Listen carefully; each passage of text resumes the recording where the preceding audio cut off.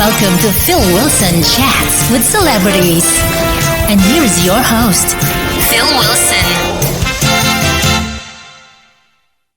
Louis Prima Jr. and the Witnesses are a boisterous, horn-driven 10-piece New Orleans-style band known for their energetic performances that raise the roof and bring audiences to their feet.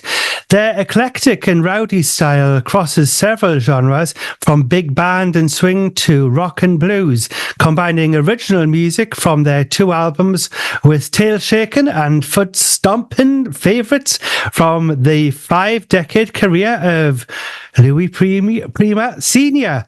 With the band's collective talents and diverse musical tastes, their shows have a sound that is unique while staying true to the vintage Prima style.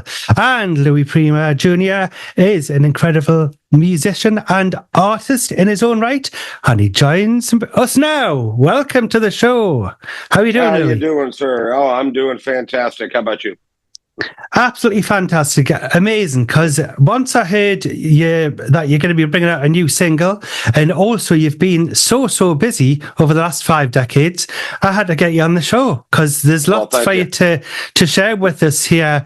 With our viewers and also listeners on the radio here. It's just wonderful to catch up with you. Well, thanks for having me. It's my pleasure. Now, you've had a very successful career doing multiple residencies across the US and in the studio, sometimes reimagining songs from across the decades. Now, for listeners just discovering your music, please can you tell us when your love of performing began? Well, my love of performing began just when I got out of high school. I had started college. Heading towards a business degree, was going to, not have anything to do with music. I played music my whole life, but really didn't have any kind of goal to be in music. And it was actually in my senior year in high school. I used to sneak into clubs to see bands play. We weren't old enough to get in. And a friend of mine was playing, and I was the guy in school, that would sit on my car in the parking lot and sing songs at the top of my lungs. I was just, excellent. I like to have fun, but I never kind of viewed myself as a singer. And a friend of mine pulled me up on stage and handed me the microphone, and I sang Aerosmith's "Walk This Way." Excellent. And I just, it was kind of in that moment, and then a subsequent couple other times that I did it, that I realized that being the front man and holding the microphone in my hand was really powerful to me and kind of sat with me really well. I thought it was something I could be really good at. So I just started on this journey that's lasted however long, however old I am. It's just something that I fell in love with, being the front man. I felt I was good at it. I felt I knew I enjoyed it. And it's, it's kind of stuck with me. I truly enjoy being on stage and entertaining people. You like having the audience as well, the reaction and everything. I bet it gives you such a buzz. It does. It's truly something you really can't describe. That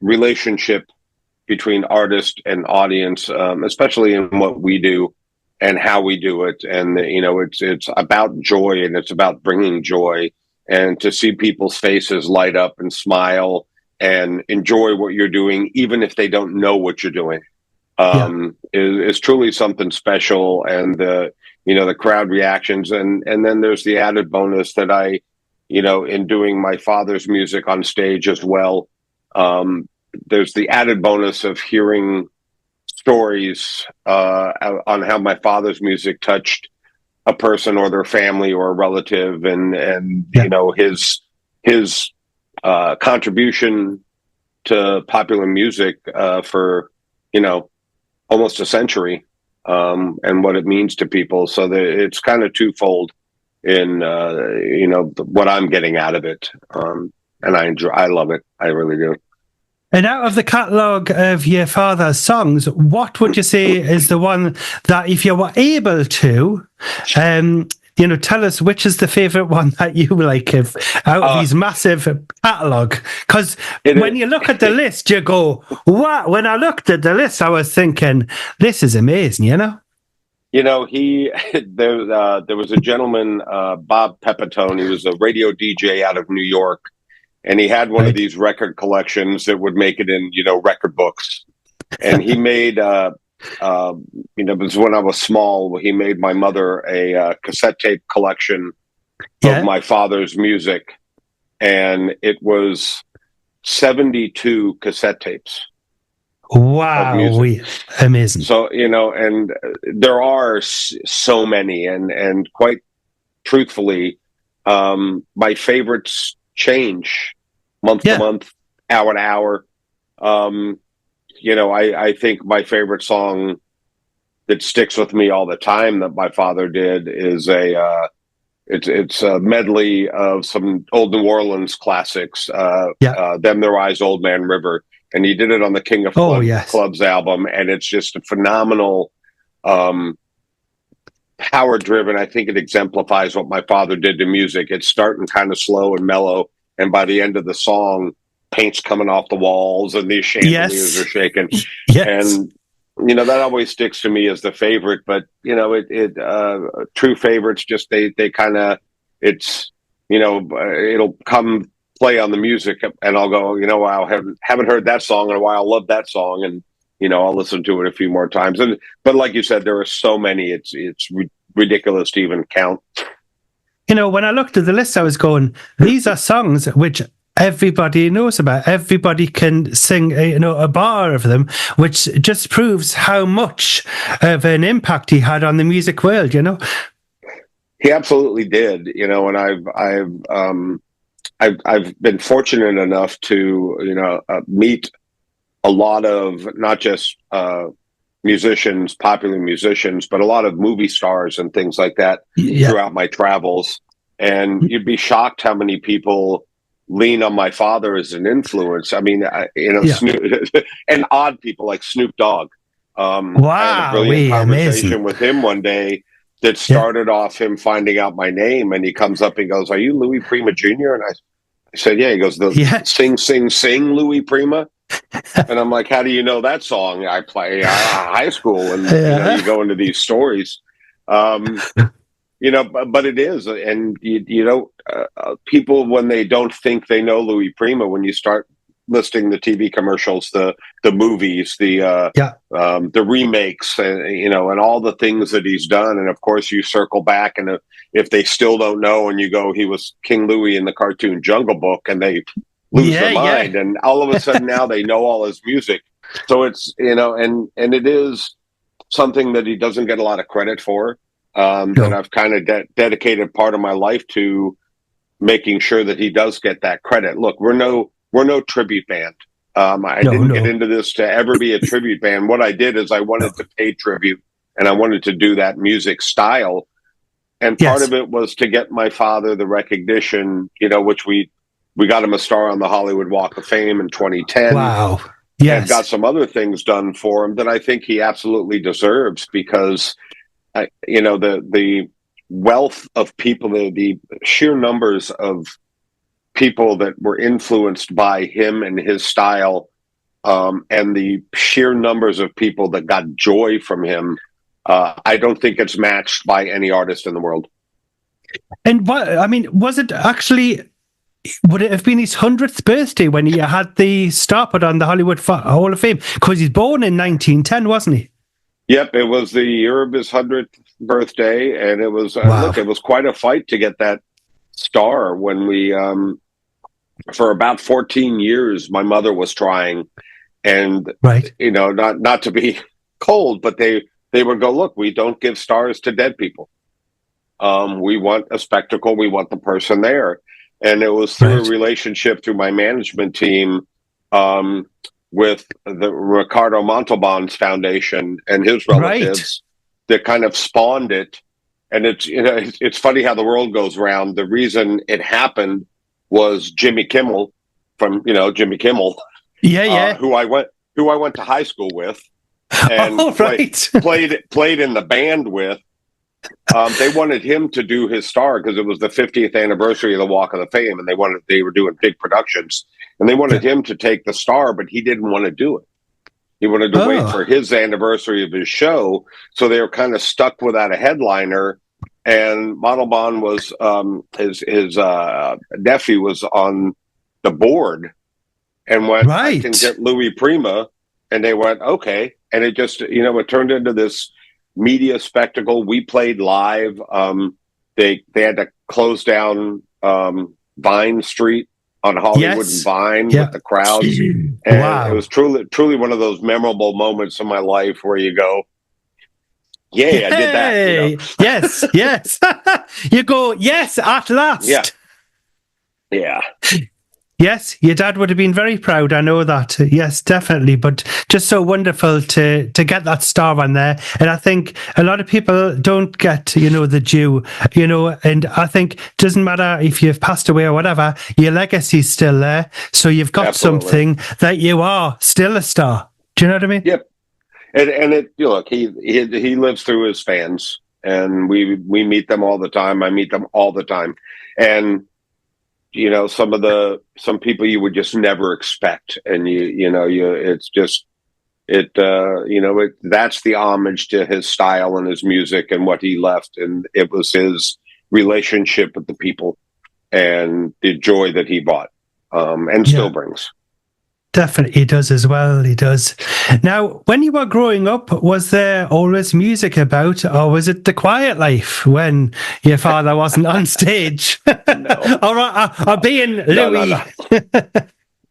My father loved life, and I do as well. Yeah.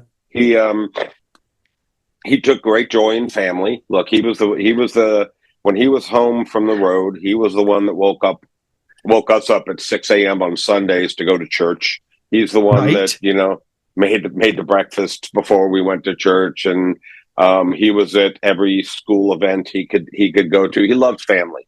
And that's just the Sicilian background. That's very family oriented. Yes. But he also liked to live. I mean, he drug me around everywhere he could possibly go.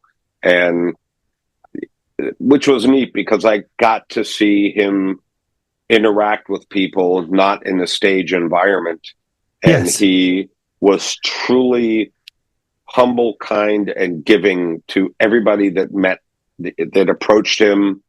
It didn't matter what we were doing. He was never too busy to stop and say hello and share a moment with a fan, and I just thought that was neat, but he was vibrant and always on the move, and he loved to play golf, and he liked to go out, and he liked to eat, and just enjoyed life. Yes, do and enjoy time with the family, which is absolutely wonderful. Especially, like yourself there. You'll be spending time with your family and such like, as well as being Louis Prima on the stage, which is wonderful. Exactly. And that's tough. I've been in and out of music my whole life, and when I was putting this band together, I started in about 2004. Putting this together, and my two sons, I was raising my sons as a single dad, and the trying to strike that balance because they were still a little bit young, in making sure that you're doing the right thing by family as well as pursuing a career. Of course, it took off at the right time, and my two sons were and are amazing humans, and were able to take care of themselves when I was on the road, and it's a tough life being a musician, but sometimes because you miss birthdays, holidays, you miss these things. You do. That's right. Yes. But it also helps, when you do concentrate on the family, they understand that. And they're giving with themselves and allowing you to go out and make other people happy, which is special as well. It is. It is. Yes, best of both worlds there. Now, you grew up on the outskirts of Las Vegas. What was it like, and did the lights inspire you, Louis? Las Vegas. I love to hate that place. That's what a Look, lot of people say that live in Las Vegas, don't they? well, so we were brought up equal times in New Orleans and in Las Vegas. We moved. I Yeah. think the count was 14 times before I was in the eighth grade. Wow.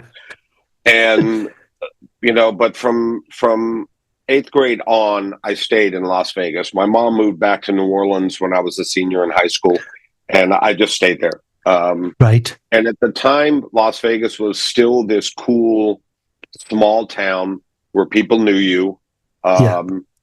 where neighbors talked to you, and where as you went out into the world, you got recognized and Yeah. taken care of, and it was this small town place still, Yeah. as well as being the entertainment capital of the world. So it was really cool for about a decade out of high school, and sometime in the mid '90s, it just became this corporate entity that I unfortunately grew to loathe. Yes. And couldn't wait to get out of there, and finally moved in the middle of the pandemic back to New Orleans. But look, it wasn't all bad. Vegas was a very neat place, and offered a lot of opportunity to do what I wanted to do. It Yeah. allowed me the opportunity to do rock and roll when I first started in music in the '80s, and lean on that Los Angeles influence and Hollywood influence on music, and meet people in the industry, and grow as a musician and an artist. Yeah. As well as when I started this band, it was the same thing. It was you're leaning on the entertainment world in Hollywood, you're leaning on the entertainment world in Las Vegas to allow you to build your fan base, your repertoire, and your show. And it offers a lot of unique opportunity that I don't think you get a lot of places, save for New York, London, some of the places where you've got a really great music scene. So I was fortunate in that aspect. Hindsight is a dumb thing, and I always think about how different I would have been had I done it in New Orleans. Yeah. And I think that I probably would not have had the opportunities or the experiences to become my own person had I not started in Las Vegas. I think had I been down here, I would have leaned a little bit heavier on my father, and that just would have been all I did. Yes. So I'm fortunate to have had Vegas as a home, and I love to hate it. Yes, it's been good to you. So now you can go there just for a visit if you fancy there. Yeah, why not? Why not? Now, funnily enough, you were just talking about family there. Now, here is a question which a lot of people may have asked you, but I'm going to ask it in any case. Now, being the son of a music legend, does it have... It does have its drawbacks, I've heard, but how difficult has it been being introduced as, oh, here is the son of Louis Prima?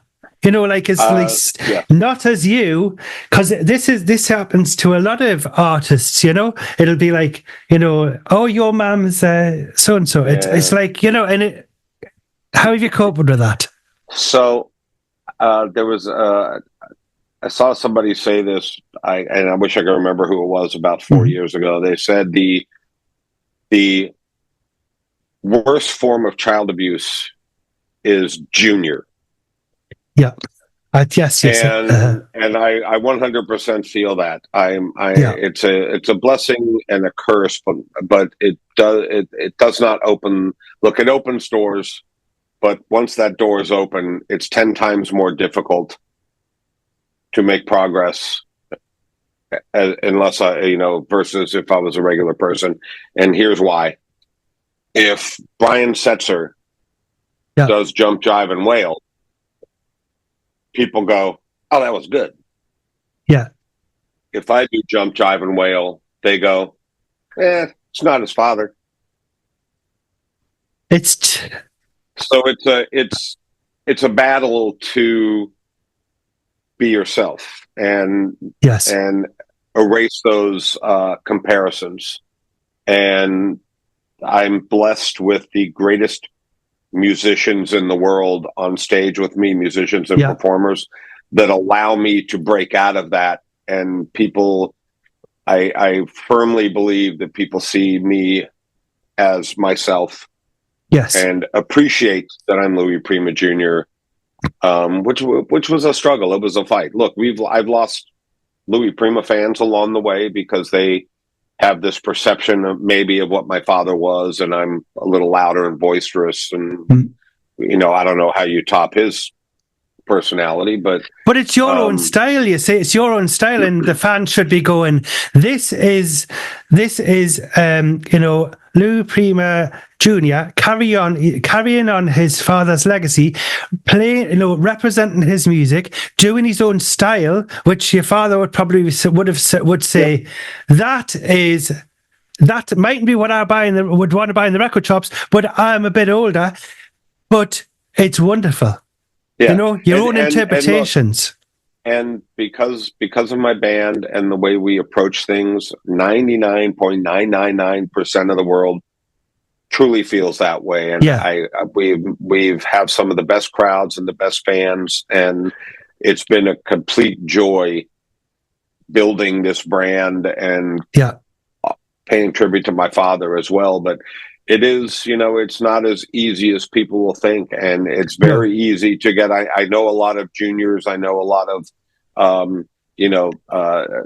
sons and daughters of famous people that struggle with that separation and get caught up in it. And it's, I will tell you, it's not for the weak. No, but I think I often tell people, I listen to people talk bad about or get angry with Simon Cowell. When Simon Cowell's on his show, that's right. And he's bad mouthing people or whatever it is, when he's telling you you're horrible, get off the stage. That's right.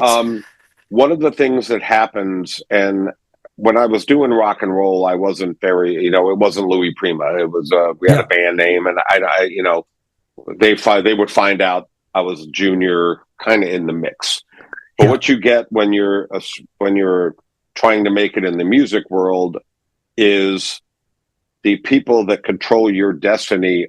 Every single one of them are Simon Cowell, and you very quickly learn to either get a thick skin, and take their criticisms and move forward, etc., or you fall out of the music business. And I think that I benefit from a lot of that thriving in the rock world, that when I switched gears to doing this, I think it's easier for me to ignore that negative element that does come with it. But it's a challenge, and it's God bless my management team and agents and record label for believing in me and fighting that fight with me as well. But it's, like I said, it's not as easy as it would appear being a junior. Not at all. No, not at all. But you're doing very well in any case, because you are Louis Prima Jr. yourself. So there you go then. Yes, and doing very good. Now, talking about your father again, do you wish to be immortalized in a Disney animation like your father? Oh, I would love to. Look, we were this close to being involved in the live action Jungle Book that Jon Favreau did. Really close, really, really close.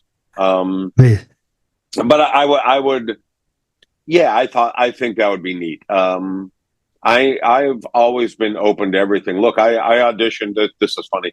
I auditioned. Fran Drescher had her show, not The Nanny, but she had the show after that, the Fran Drescher show. Right. And for a time, Cyndi Lauper was on the show as a bit character. Oh, and wow. I actually auditioned to be Cyndi Lauper's love interest as a singing Italian waiter. Wow, you would have really looked the part in that. I know that. Well, but they told me I wasn't Italian enough, and I didn't get the part. I would look. I would love to do anything that brings joy to people, and being a cartoon. If somebody approached me, I absolutely would do it. I think that would be a hoot. Yeah. And it's and it's all bringing joy to people. Look, the Jungle Book is his most known thing. That's right. It is truly the one thing that he did in a 50-year music career where he was relevant for 15 years. Not a lot of people do that. People are around for 50 years, but they're doing the same thing. My father changed and was relevant. Yes. And the one thing he really is recognized by everybody, and I'm talking everybody, every age, every ethnicity, every wealth, every whatever, is Jungle Book. And it's because your youth is your youth. And let's face it, we all still watch cartoons, That's right, every single one of us will stop on a Looney Tune and watch it. Oh, of course, yes. I love them. Yeah, I would do it. I would actually welcome it. So anybody Excellent. out there, I'll absolutely do it. Yes, Disney, are you watching? Or Warner's or whoever. Right, anybody. Anybody, yes, get in touch. Now, you've performed at multiple residencies in the US across theatres, casinos, and headline festivals, carrying on the legacy of your father with amazing live shows and records. What has it been like performing at these venues, and do the audiences differ depending on whether it's theatre, and things like that? Do they have a different reaction? They absolutely do. And we have a pretty hefty catalog that we play. And one of the things that is probably difficult on my band is I don't work with a set list. My father didn't, and I don't. And it's because I want to be able to shift with what the crowd likes. Some crowds want to hear Louis Prima. Some crowds want to hear Louis Prima Jr. Some crowds, you've got to play some popular music. You've got to do some other things. And it does absolutely vary. It varies with what part of the country you're in, and it varies with the venue. Some of the festivals we play, it's such a younger crowd that you've got to pull out pop music. And we do some pretty awesome arrangements of some, popular songs. And people it gets you a chance to suck people in and introduce them to your music, introduce them to my father's music, and introduce them to entertainment as it should be. Because what we're doing is not just making music, we're putting on a show without the benefit of lights and costumes and, dragons and all these things that I know what you mean. Yes. But it does vary. If we're playing a nightclub in on the East Coast here in the States, and in New York or New Jersey, you got to go 100% Louis Prima and Italian music and throw in just a few of your own here and there. Yes. But I think I benefit from brilliant musicians with me that allow us to change gears and not be pigeonholed as one thing. But that's also difficult when you're trying to get bookings, because what do you tell people you are? That's right. Yes. So that's where my management comes in and hates me. I mean, years are very, very, I would say that years, you don't need all of these big effects and things going on, because when I've seen the concerts that you do, on YouTube and such like, you can see that, all the musicians are into the music, and they are like animated because they're loving what they're doing. The passion's there, and the audience, you can see that the audience is like lapping it up. They're going, this is like, this is just a performance as well as, it's a massive, entertainment piece. It is. And, and when I was young, I knew that, I knew my father jumped around on stage and, and his band had fun. But as you're growing up, in listening to music yourself as a kid, when I was young, 6th, 7th, 8th grade, Kiss was out there saving the world from disco. And I didn't really like disco. and yet I didn't really like Kiss. There was something about them that, and a lot of my friends will go, "How dare you?" But I wasn't a fan. And I found this little band called AC/DC. Wow, And yes. their music struck me. It just I was like, wow, that is fun, Yeah. energetic music. And then, when I got a chance to see a video clip of them and Angus Young flying across the stage, killing himself for the show, I went, that's a show. And that's what I leaned on my career. I leaned on acts, or, in my youth, Jay Giles' band. I mean, Peter Wolf was one of the greatest frontmen in the world, and that whole band was animated, and Sammy Hagar, and the bands that really got into their show and that connection with the audience. I've never been a fan of the people that stand up on the stage and just play the music. And I think what's happened, if you'll allow me some latitude here, I think what's happened with popular music is that the musicians have forgotten how to be entertainers. And so when people are going to see these bands, I'm not going to mention names, but, a lot of bands of the 90s and early 2000s, there wasn't a show. It was very, lack of a better word, masturbatory of the musician to just stand there and go, look at me. Yes. And so what happens is these artists, the Beyoncés of the world and the Taylor Swifts of the world kind of swooped in and went, I'm not necessarily a musician. I'm not a band. But if I put on this brilliant light show and I have 70 dancers with me, now you have the show and now you can listen to music. So that's what the fans leaned on, because the musician, the artist, became this closeted thing. And here we are in this entertainment world. There was a neat study that came out. It actually came out of Great Britain. Right. I watched this guy. He said, back 20 years ago, he went 30, 20, 10, and then to current. And where 30 years ago, 67 of the top 100 on Billboard were bands. 67 of the songs were bands. Wow. Current day, there's 15. So it's amazing, isn't it? No, wait, I looked it up in the United States. In the United States, our top 100, there's one. There's one actual band. Absolutely amazing, isn't it? It's incredible. And I think that's part of the reason why we have such a great crowd as we go around, is because we are a band doing our thing. I love going to see a band. I'll go see a band. I don't care where it is. Small, tiny club. I don't care. There's just a different connection in seeing when they're doing it good, when they're really having a good time and entertaining. But that's my diatribe about what happened in the entertainment business. Well, I went to see a gentleman called Kenny Thomas. He had some big hits, and he did have some hits in the States as well. But I noticed at this particular concert, it was the first time that I've ever seen an act where they all around the stage, and they're actually, everyone was up on the feet dancing.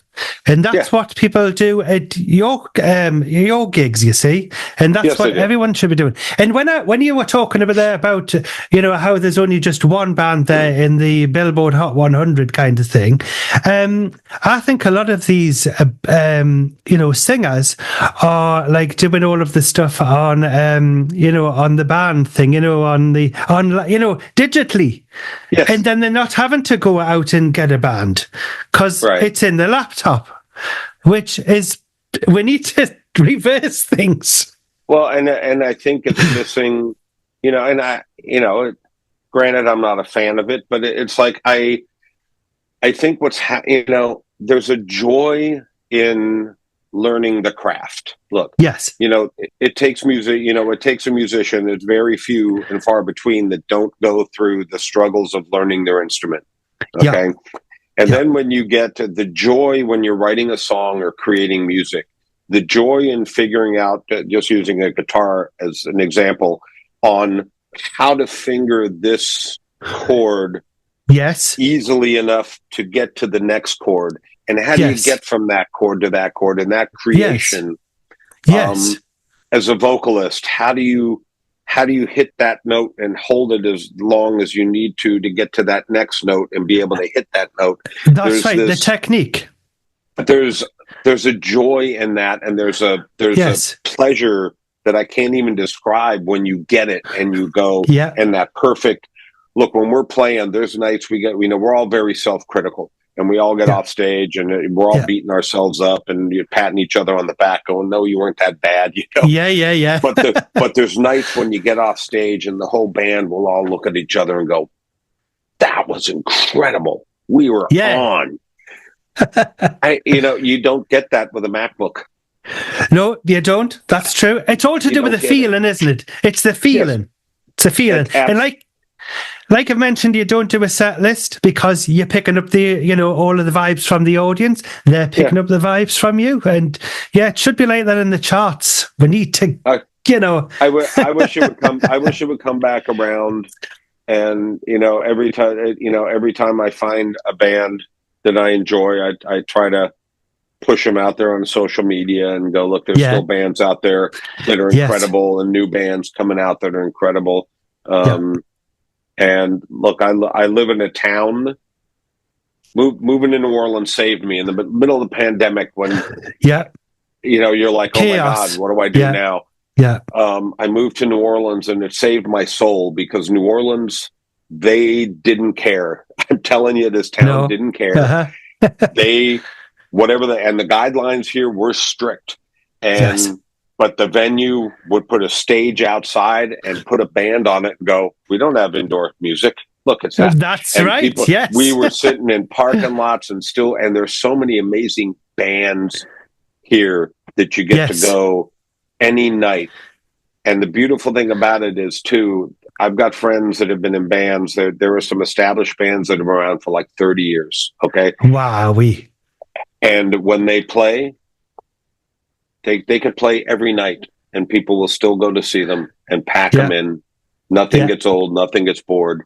And it's just a brilliant town for that. And I think one of the best moves I made was coming back here and saved my soul.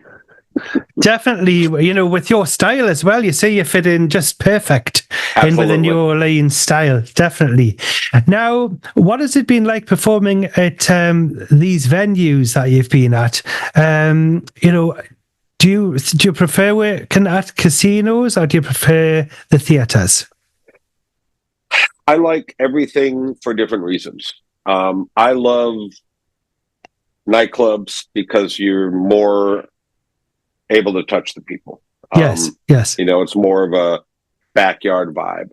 I love festivals because you're reaching a brand new crowd and, you can bet half the crowd that you're playing to has never seen you before and you're introducing new people to your music. And it's a whole new fight, hoping people buy into what you're doing is a thrill to me. It's a challenge. I love it. I love the challenge of winning new people. And, theaters is more they came to see you, they paid to see you, and it's more of a controlled environment. And, you go some places and they make these little announcements, don't get up out of your seat the first thing out of my mouth is get out of your seat. Come on. That's right. Get your phones out if you want. But look, I mean, but I've been fortunate to play some absolutely amazing places. Look, I've got to play on the Jimmy Kimmel stage. Indeed, I got to play in Sicily in Palermo at the walls of torment. It's a 12th century dilapidated church that reaches up to the sky. The background was phenomenal. Goodness. I've gotten to play some incredible places that I've got to play Tipitina's in New Orleans. That's like a bucket list for musicians. So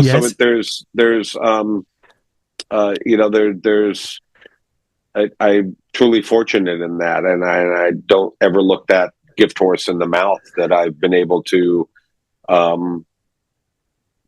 do what I love, make a living at it, and make people happy along the way. And there's not a lot of people that can say that. And we do it, and I share the stage. I can never say it enough. We've made the changes kind of always happen in this band. The road is not for everybody. But I've always had the most amazing people on stage with me that completely kill themselves every night for their art and their art form. And I have a band that will do it. I don't want to say do it for nothing, but when you get that payday that is not a good payday, they still get up and give 110% and kill themselves for it. And we all get together afterwards with a big smile and have a drink, and we laugh about it. And it's a joy. It's a joy that I didn't know back in rock and roll. I didn't know you could have this much fun.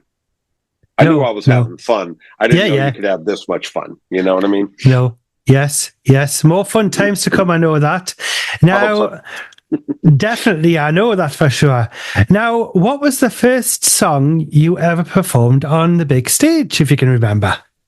The big stage with my father, it was It was Three Dog Nights, Joy to the World. Jeremiah was a bullfrog. I was 5 years old. Wow. No. So, and I sang the whole song. I knew the whole song back then. Excellent. The second song I sang was Your Mama Don't Dance, Your Daddy Don't Rock and Roll. Wow, that's a great one, that one. And it's funny, we do a version of it sometimes on stage. You know, we rock it out a little bit more. And then the third song I ever sang on stage was On Top of Spaghetti. You ever heard On Top of Spaghetti? All covered in cheese. Yeah. Yes, I know that one. It's traveled. That was the first three songs I ever did on stage. And then, like I said, I did Aerosmith's Walk This Way. And then it morphed into a lot of AC/DC songs back in the day. And back, even back to when I first was forming this band, I was singing in an AC/DC tribute band. Wow-wee. So it's I've sang 100 songs that I've never heard before. It's it's very easy to fake your way through a song, and it's it's I don't know. It's been fun, man. It's I've got to in this band I get to do a lot of bucket list songs. We do a lot of the odd numbers that we do. We do a medley in the middle of the show where we start with Sing, Sing, Sing. And I don't tell a lot of stories on stage, but I do hit on some history. So I tell a little story about Sing, Sing, Sing, and we do a short version of it. And then I kind of allow the rest of the band to have some fun. So everybody gets to sing a song. And most of the songs are like one more sound check and somebody will play a riff. And I'll go, ooh, I like that song. Let's do that. Keep that in. And they'll go, and they'll look and go, I've never played that song. And we'll really quick throw something together. Great. But I've gotten to do a lot of songs, bucket list songs that I've always wanted to sing because of that. And it's fun because look, a good song is a good song, and as long as you play it like you mean it, people are going to appreciate it and enjoy it. Yeah. I'm pleased you like AC/DC because the Brian Johnson's from my neck of the woods, you see. He's from the northeast of England, you see. Yes, he is. There you go then. Yes, he's certainly travelled far. Geordie was his original band, right? Yes. That's right. I spoke to a gentleman who was a rock singer a couple of months back, and he says, I know he was in a band called Geordie. I said it's Geordie. Geordie, come on, people. And what was Bon Scott's band? What was Journey to the Center of My Mind? What was Anyway, we'll come back to that. But yes, great band, AC/DC there. Excellent stuff. Now, are there any stars you can share with us that you've shared the stage with? Apart from your father. Besides my father.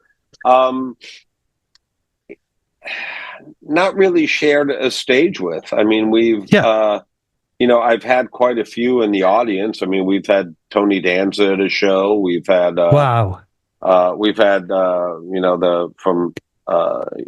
U.S. football, Coach Cowher, who coached the Steelers, has come to Yeah. see us Wow. play. You know, we've had Trombone Shorty, who's a huge artist Oh here in the yes, States on trombone. he is big on the He's jazz scene. Him. yeah, he's become a good friend of ours. I mean, we've had Sylvester Stallone's brother. Wow. He did get on stage. He actually played the harmonica with us in Hollywood a Lovely. couple nights.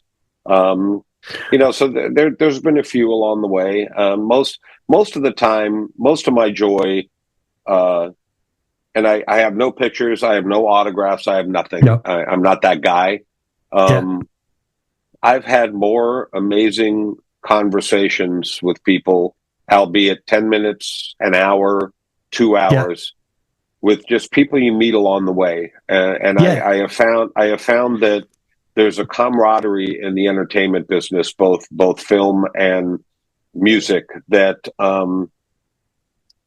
I think we just want to have a conversation with somebody that understands the fight and the struggle and the life that we live. Like I said, I mean, it's been everybody from Snoop Dogg to Mel Brooks that I've Wow. had just some amazing little time with, and you share those quick moments, and a smile and kind of a pat on the back on, Yes. we've done whatever, and yay us.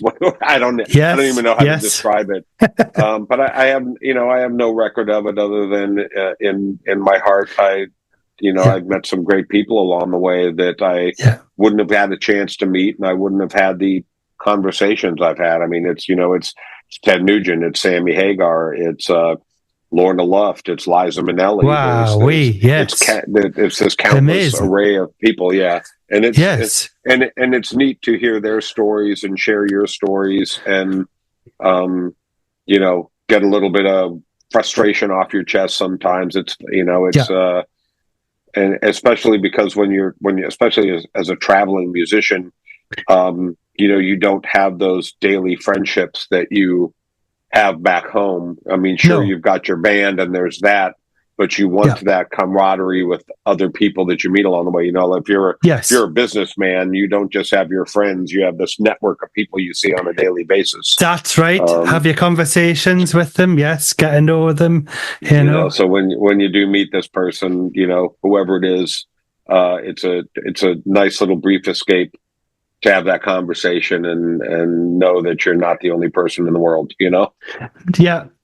And what was Mel Brooks like? Do you remember what he was like when you met him? Because I've always been a big fan of him, with all these films, Blazing Saddles. Well, so this is a great story. I was running food and beverage at the airport in Las Vegas. Right. Okay. And one of the bars in the airport, it was a very small bar, and like on football Sundays, you could not get in the place. Right. So, wow. But this was a wing of the airport that had first class travel to Los Angeles. So you got most of the movie stars and stuff through there. So one of my servers from the bar calls me on, my radio, and can you call me? And I call the bar, and they go, Mel Brooks is in here and we don't have any seats. Help. Right. So I was close by, and I went to the bar, and I saw him, and he was with his son. And I said, Mr. Brooks, give me a couple minutes, I'll get you a seat. And he said, thank you. And so I rearranged some things, and I got him a seat, and I sat down. And, back then you had, in the airport, you had to wear a security badge, and he sits down and he grabs my badge to say thank you. And he goes, thank you, Louis Prima. Hey, this is the weekend Anne Bancroft died, by the way. Oh, okay? Wow. My goodness. So he sits down, and I buy them a drink, and I'm waiting, they're bringing the drink over, and he goes, Louis Prima. And he says, Louis Prima. Why do I know that name? Louis Prima. Was he an actor or something? And I go, no, he was a singer. And he goes, that's right, he was a singer. Right. He was a singer, right? Where did he? I used to see him all the time play. Where was he playing all the time? Las Vegas? And I said, yeah. And he goes, oh, yeah, you're right. Las Vegas. And he goes, what was the woman that sang with him?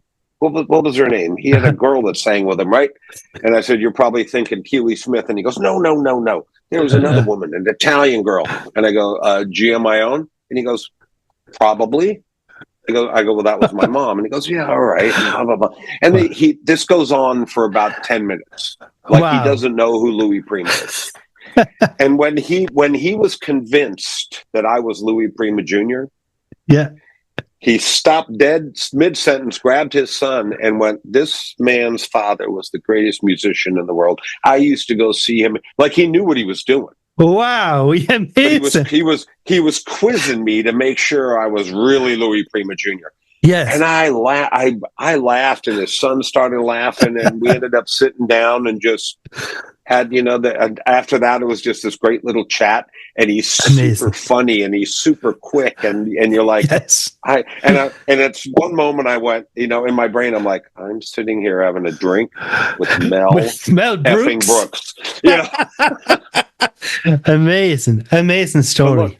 So I'll tell one more really quick. The only time I've ever been starstruck, though, one time, and it was weird because I am not a Willie Nelson fan. I mean, look, I appreciate him. I could probably name 2 songs. Yeah. So I'm at the grand opening of BB King's in Las Vegas. I did the red carpet, blah, blah, blah, blah, blah. Wow. Me and my manager are getting ready to leave, and it's kind of a who's who of music is there. It was a really nice event, but we're trying to leave. Yeah. And a photographer, a friend of mine, Denise Trasillo, is coming in and stops me and goes, I need you to stay. I want to get a couple pictures of you over here, blah, blah, blah. He goes, give me a minute. Yeah. So I said to my manager, I go, Seth, I'll go to the bar and get you another drink. You want a drink? He's like, yeah, get me a whatever. Yeah. So I go, and it's a long bar, and there's a short edge on it. And I go on the short edge, and I'm standing there, and the stage is behind me to the left. And to the right, there's a doorway. And I don't know where this doorway goes. It's not the backstage. The backstage is over there. It's just a doorway. And the bartender comes over, and I get the 2 drinks, and he walks, and I see the door open, and the person comes kind of next to me, and I turn and look, and I'm like, oh my God, it's this like 8-foot tall cowboy. And I'm like, who's this guy, right? So I order, he's bringing over the drink, and the door opens again, and somebody comes right next to me, and I don't look because I'm paying for the drink. And the bartender goes, what can I get you? And I hear his voice order a whatever beer it was.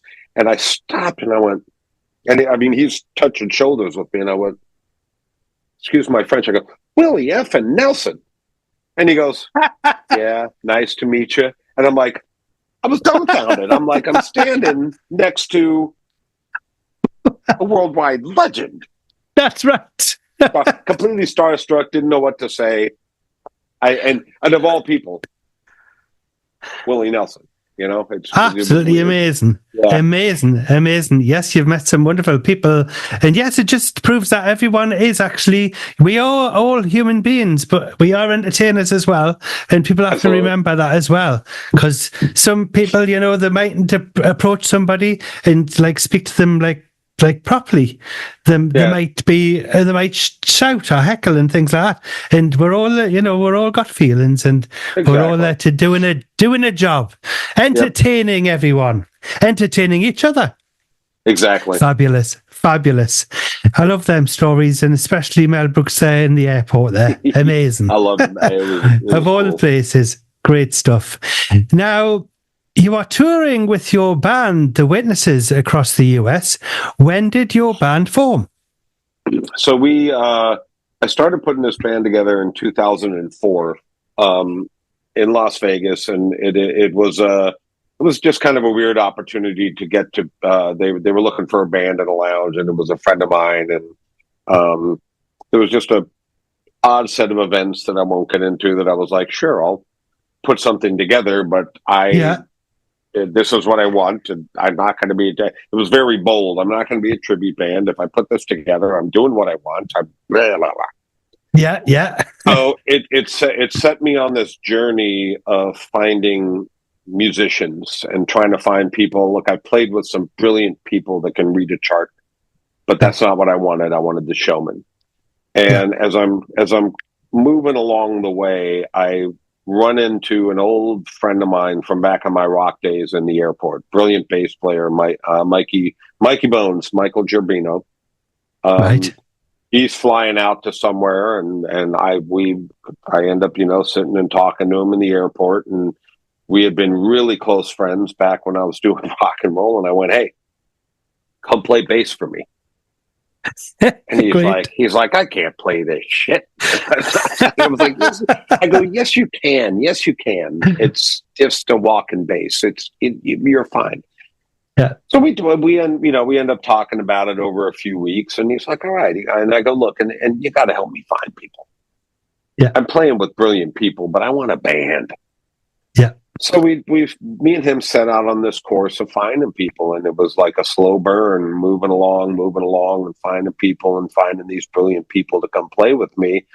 And in 2010 is when I found the last couple of pieces, the sax player and my drummer and guitar player, which is no easy task in this band, the drum and the sax. You've really got to be a superstar. So I found these little elements, and we played Jazz Fest here in New Orleans, and it was just such an incredible feeling on that stage. And that's when I quit my day job, and I went, "All right, this I can take a long way. What I have around me, I can take a long way. Let's do this." So it was really in 2010 when we took off, because it was Jazz Fest is in May. July was the star ceremony. It just, we were on PBS. We did Access Hollywood. We did all these. It was all these things that happened kind of one right after the other that kind of catapulted us. And there was no looking back. Like I said, there's some changes have happened along the way, but every new musician that comes into the fold becomes an instant family member, because we really do, when you're trapped in a tour bus with 10 people, you better be friends. We all get along. Yeah, we all get along. We all have a blast together. It's a blessing. I see so many bands and troops of whatever that don't get along for whatever reason, but we take a lot of joy in what we do. I'm sure they could all be making more money someplace else, but I'm blessed that they come and do my gigs and put their heart and soul into it, and it's my pleasure to be on stage with them. It really drives what I do, and it allows me to just concentrate on being that guy instead of having to worry about the little things. But 2010 was the kickoff, and we hit the ground running and haven't looked back. And the connection that you have as well, when you see performances here on stage, it's really there. It's an electric atmosphere, and you all gel together. You can feel the warmth coming through the screen when you're watching these videos and such like. And obviously, when people come to your gigs, it'll be a even more awe-inspiring experience. It really is, and it's hard to explain to people. There are things we do on stage that are choreographed, here and there. But for the most part, it is just a free for all, and everybody knows what they're doing. And there are times where we're belly laughing on stage, and it's really we're just having that much fun. And there used to be a day if somebody flubbed a note where I would cringe, and you could see. And now it's just part of the show, and it's part of the fun, and it's a feeling that it's just this neat feeling of perfection. And I'm not talking, I'm not going, I'm perfect. It's a neat feeling of just the perfect spot to be, surrounded by the brilliance, and putting it out there for people to enjoy themselves, because look, that's what we're here for. I'm not here for me. I really I love what I do. But I more love making people happy, and that's what we're here for. Yes, and you're all a perfect blend together. I know that. Looks amazing. Now, the music you perform has a fascinating rhythm, and have you you've actually not only performed your father's songs, but even Adamant. How did that come about as Love the Arrangement? Well, we've done this twice now. When I met Jim Irvin from Warrior Records, we had just recorded our first album, Return of the Wildest, and Warrior Records distributed the album. But when I met him, it was a strange, I'm 45 years old and I got a record deal. Like, number one, that doesn't happen. Amazing. So, but we met Jim, and Jim's a unique individual. He's a brilliant musical mind and producer. And he was like, he goes, I love this. I'd like to add this to my repertoire. But do you guys write music? Can you create? And I said, absolutely. I'm a songwriter. I've got some brilliant songwriters in my band with me. Yes. He goes, all right, I'll put this album out if I get album number 2, and then we go from there. I said, all right. So we did album number 2, and he took us into Capitol Records, the same studio my father recorded. Amazing. And and it's funny. We walk in the door the first day, and I hear "I Want to Be Like You" coming out of a room. So we go walking down one of the hallways, and in one of the mixing rooms, Disney is there doing a compilation album, and they're remixing "I Want to Be." So it was just kind of weird. But we recorded. Spooky. We recorded our album, and one of the things that Jim wanted to do is he's like, "Look, I'd love to do. Let's have you do a duet with your dad." The problem is most of my father's music was recorded with a microphone hanging in a room. Yes. So there's no way to just get his voice. So we found a number. It's called "That's My Home." It's a kind of a mellowed down New Orleans-y song that my father did that you can solo his voice out. And so we recorded that, and I did a duet, and I sang and played the trumpet, and it's really neat. You get, you go, oh, that's cool. So we're gearing up to doing the third album. And we're playing in a place in Hollywood called the Cicada Club. Cicada Club's actually famous. It's been in a lot of movies. Mr. and Mrs. Smith with Brad Pitt and Angelina Jolie. Oh, right. Yes. When they're dancing and she blows them up. That's the Cicada Club. That's him. Oh, wow. Amazing. So they've got this great little craft bar upstairs, and Jim and his wife came out to the show, and I come after I go upstairs, and he goes, man, you got to record. He says the name of the song. He goes, we got to put that on the album. Wow. I go, really? And he goes, yeah. He goes, you guys play it with a lot of energy and blah, blah, blah, blah, blah. And I went, okay, well, we can, we can throw that on as the one cover. He said, yeah, all right. So we're moving towards the recording date, and you go through pre-production and the rehearsals and changing the music and all the songs, and we came up with a different arrangement of the song that my father did, and we get into the studio, and like day one of the studio, we're going to start tracking and doing some things. And he goes, look, when we get there, you need to play your father's arrangement and go back to that. I said, okay, why? And he goes, well, I think I have permission to use your dad again from Capitol Records. Right. Said, all right, let's do this. So the song is Pennies from Heaven. And Pennies from Heaven, number one, it's TikTok famous right now. It's been streamed on TikTok like 4 to 8 million times. It's ridiculous. Wow. Of course, for those that don't know the song, it's the song in the movie Elf when Will Ferrell first gets to New York and he's walking down the sidewalk eating gum off the curb. That's Pennies from Heaven. Yes, that's it. So we do the song as a duet with my dad. We also use Sam Butera plays we add Sam's sax in there. Yes. And by the end of the song, both bands are wailing, and it was because it was difficult to lift his voice, so we had to do this blending thing. And when we were doing when we were starting to do mix down, we do it's the brilliance of technology is I don't have to be in Los Angeles with him doing the mixing. We can do it over the internet. So he sends me the first when we're doing panning, and for those not familiar, you have to take you can't stick 10 instruments in one spot in music. That's you have right. to go, Yeah. this goes over here, this goes over That's here. right. And the left speaker, right speaker. Yeah. Yeah. So we're doing that, and he sends me the song, and I listened to it, and it was like the third time I listened to it, and I went, "Oh wait, that's my dad in there." Like it didn't. Wow.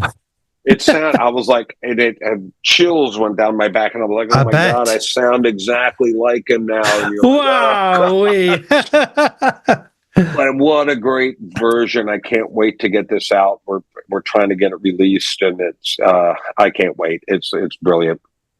It's going to be absolutely fantastic. And is there going to be a video to go with it, do you think, in the future?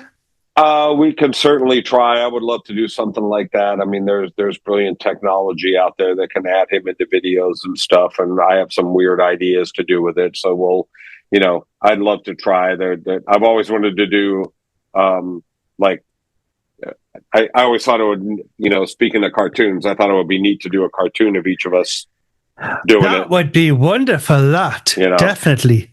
Definitely. So that would look beautiful. Yeah. So there's a lot of ideas for that, and I just want to get it out there. We were sidelined by the pandemic with the album. One of the downfalls of being on a label with Universal Music Distribution is you have to abide by their guidelines for release. You have to have tour support. Blah blah blah blah. That's right. So yes, we're working in that direction, and we'll get it out there. I know people have been chomping at the bit because there's some amazing original songs on this album as well that I want to get out there, and we hope to have it out soon. We did put out one song from the album. It's a Christmas song, and since we're heading into there, you can go, iTunes, Amazon, wherever you get your music, and it's called "Hey Skinny Santa." Yes, and you can go out there and get that one now, and then we hopefully we'll have the rest out really soon. Excellent. And do you have any other future projects that you can tell us about in 2025? Well, we have been I hate to keep going back to the pandemic, but when we were leading into the pandemic, we had 120 dates on the books for 2020. Amazing. That included the entire month of October. We were going to be in Europe, right? And of course, that all got canceled. And we're working to get back to Europe. It's a big band. It's a costly venture to get anywhere. Number one.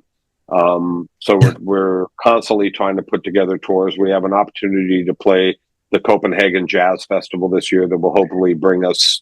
Excellent. That's a really big one. That one. Yes. I hope it comes together, because if it comes together, that's going to afford us to be able to be over there, and we could do some of these dates that we've been begging to do. Because we have a huge fan base over there, huge, and we would love to be able to come over there and play. We've got some good friends over there. I don't know if you're familiar with the Jive Aces at all. They do we have huge following, huge fans over there, and we'd love to be able to get over there to play again. So fingers crossed. Come on, fingers crossed for that one. Good. Let's get us there. And just getting back out on the road. It's been kind of piecemeal work after the pandemic, and we'd like to get back to touring as usual as soon as we can. Yes, we'll look forward to that. And I don't know if Level 42 have performed at the Copenhagen Jazz Festival. I'm sure I've seen something on YouTube when they performed there. So they really have, you would definitely fit in with all of that. I know that with your band. Definitely. Yeah. Now, on a different note, the vinyl revival is here. So I must ask you, what was the first record you ever bought? And what record would you play me if you had a record player beside you? That's a good one. So I think the first record that I bought myself with my own money was... I want to say it was Dirty Deeds Done Dirt Cheap when they released that album. So the first two tapes I got, the first music I got from AC/DC were a friend gave me cassette tapes, and it was their two imports before they were on Atco and Atlantic. Yeah. So I didn't. Most of the music I listened to, my mom was the record buyer, and we had this Yeah. brilliant record collection. Yes. And then when I really got into record buying, it was I just kind of went nuts. It was Queen's The Game. Excellent. It was ELO, Out of the Blue, which is a That's an brilliant excellent album. one. Brilliant album. There's a Maynard Ferguson. If nobody's familiar with Maynard Ferguson, was the screaming trumpet player that did the Rocky theme. In case you're not into the Right. Yeah. jazz, Yes. Yes. he had an album called Live at Jimmy's Right. that is amazing. Yeah. And what was it? Trick of the Tail, Genesis. Yes. I mean, there are so many. What would I play for you if Yes, I please. could right now? If you could say, Phil, this is my favorite. I've got the record there. There you go. Putting the needle on now. Right. This is going to catch you off guard. Right. If I could play for you something right now, Yeah. it would be the Deftones' White Pony album. Right. If you're not familiar with the Deftones, they're very hard rock. Yeah. Chino is probably one of the greatest singers and doesn't get any kind of accolades, but he has got the most incredible voice and range and ability to bend his instrument. I get very technical in the music. Yeah. They have one of the greatest drummers. I mean, when you see them live, the drummer, I think White Pony is one of the best produced albums that's been out in a long time, and I can listen to it from start to finish.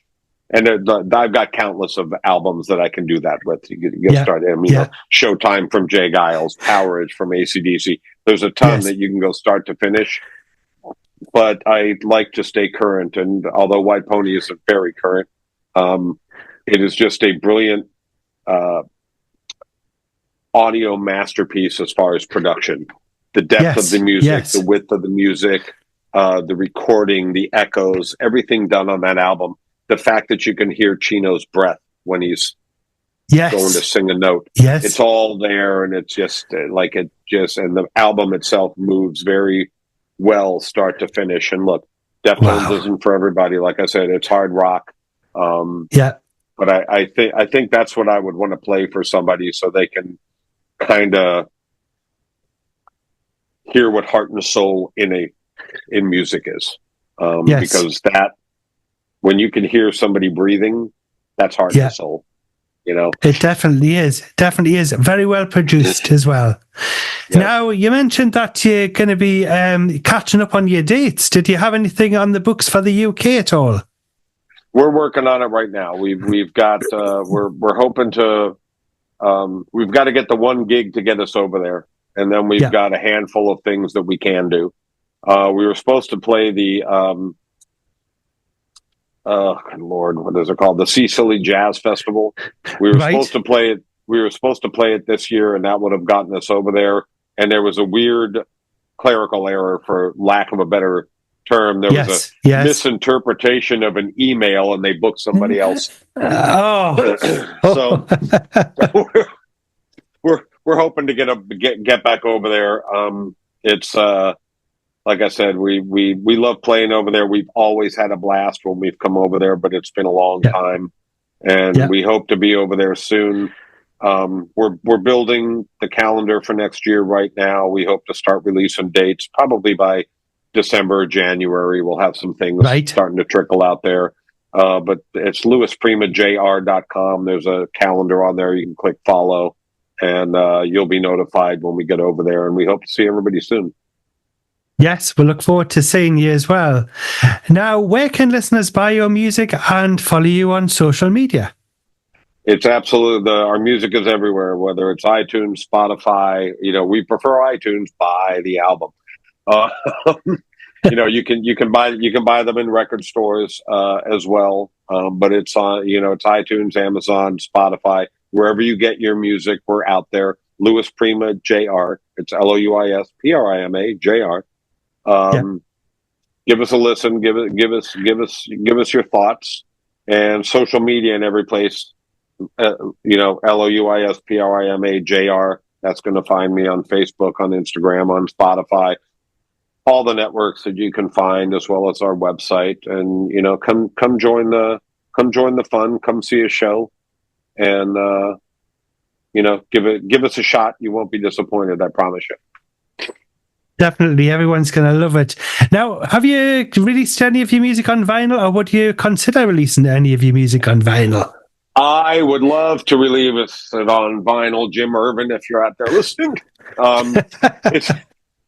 It's a process. You have to completely do a different master. It is a long time to process. It's a process, and we do hope I do hope to get it out there. I'd love to release our older ones on vinyl as well. And I never say never, but it's a process that you got to go through, and it's a whole nother contract, and then a whole nother set of rules, and a whole nother set of mastering. Yes, but I can cross my fingers and say please, because I would love to hear it on vinyl. Yes, I'll keep my fingers crossed as well. I'd love the first copy if that's all right with yourself. Absolutely. Put on my vinyl show. Excellent. Now, unfortunately, Louis, we've actually run out of time, so it just leaves me to say thank you so much for joining me on the show. It's been an absolute pleasure speaking to you.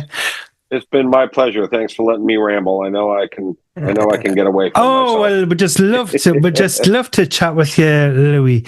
Now, would you like to come on the show again, or have I frightened you away? I would absolutely come on again. Like I see, you can tell I love to talk. I love to talk about the music business. I'm very opinionated, but I'm also an open book. So, anytime, absolutely anytime.